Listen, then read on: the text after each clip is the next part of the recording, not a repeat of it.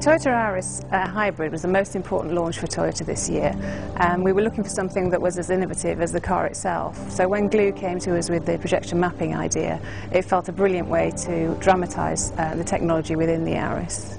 We were asked to come up with an idea that would bring to life the extraordinary energy in the new Toyota Auris. This car recycles energy as it drives, which means that you get your energy back while you go along.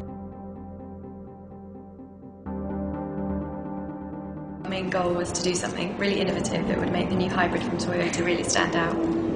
We thought we hadn't really seen something done like this before, certainly not on a car, and certainly not interacting with its, with its environment and affecting physical things. And also we wanted people to be really close to it. A lot of projection mapping so far has been done on big buildings, and you're a long way away from it, whereas this is really close and really intimate. Most projection mapping that you'll have seen uses a flat surface such as a building. You'll have your audience and you have the projector above and behind them projecting onto a flat object in front of them, usually a building.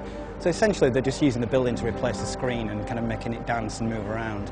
We're actually projecting onto a car, and we're projecting a car itself in CG onto a real car from wide coverage of projections. So the idea is you can actually move around the vehicle and you can see the effect from all the different angles and literally walk around it, just go up to it and touch it.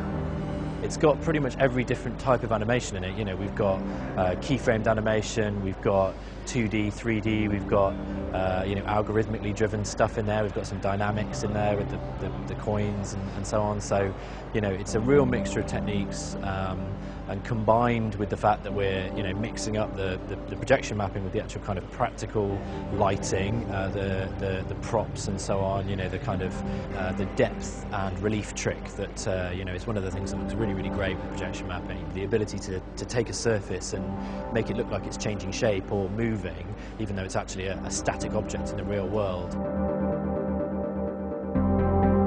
The technical challenges involved with the projection are so hardcore. We have 7 projectors at the moment hitting it of all different strengths to average out the different types of light quality on the different surfaces. We've got the car, which has got like a beautiful white pearlescent finish. We've got concrete, asphalt, brickwork, we've got all these different surfaces.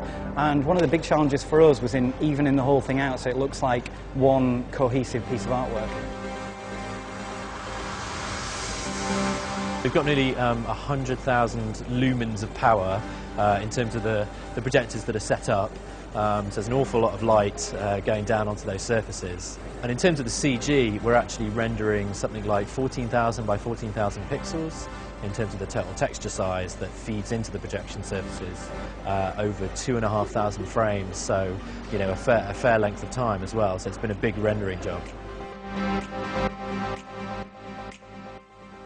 It's a big collaboration between film crew, so myself and my director of photography and his crew, through to the projection people, Igloo, who are in charge of setting up all the projectors, through to the art department that are rigging the car up with the practical lights, and all the location people. Everyone has to work together, really closely in order to make sure it's going to go smoothly on the night.